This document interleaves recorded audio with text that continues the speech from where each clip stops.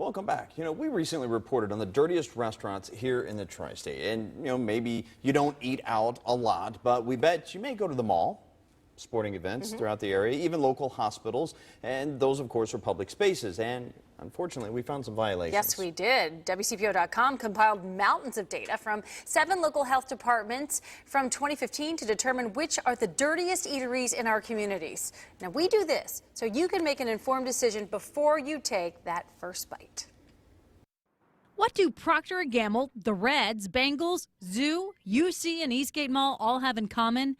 They're on WCPO's Dirty Dining list. Topping the list, Eastgate Mall's food court, which health experts say has been suffering from a low-level, chronic kind of infestation for years now. Bugs are a problem. Things like flies and cockroaches, they defecate everywhere, and those things carry diseases. Eastgate Mall tells us it hires a third-party company to inspect and treat the mall common areas, including the food court, as needed. In addition, our tenants are required to do the same by lease agreement. Kenwood Town Center's food court has violations too. Inspectors observed the presence of live insects at Gold Star Chili, Bourbon Street Grill, Aroma Restaurant and Sushi, and Fresh Healthy Cafe.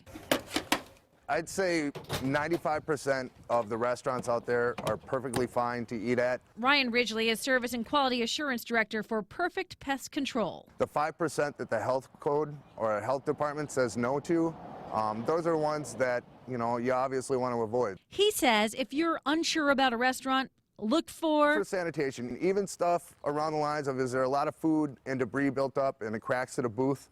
Are they not cleaning up underneath the tables? And then look and see what the outside of a restaurant looks like. Is the building falling apart? Is it in need of repair? Is there cracks and crevices underneath the doorways, the windows, stuff you can see? The University of Cincinnati is on the list, but consider this. It had 165 violations at 16 food service locations. That's an average of 10 per location. UC says 1 instance of noncompliance is too many. Our goal is 0. UC Medical Center had 70 violations spread over 3 inspections. They say as soon as we were notified of violations in our cafeteria and restaurant, we directed the work of our vendors and contractors to address all violations. Want some good news? The Cincinnati Zoo dropped from 94 violations in 2014 to 54 last year. Paul Brown Stadium's violations dropped by 17% to 148, and Great American Ballpark declined a whopping 49%.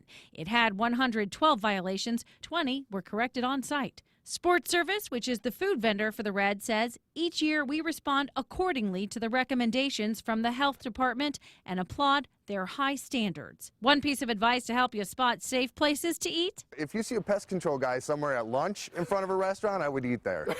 Because we know where to eat and where not to eat. That's right. You see them there at lunchtime, go ahead and eat there. So corporate kitchens are not immune to the problems. Records we checked showed problems at several of the kitchens at P&G's world headquarters. Right now on WCPO.com and our mobile app, insiders can check the entire database for both restaurant and public spaces, and there are plenty on there that we didn't get to cover in our time there. That includes exactly what health inspectors found.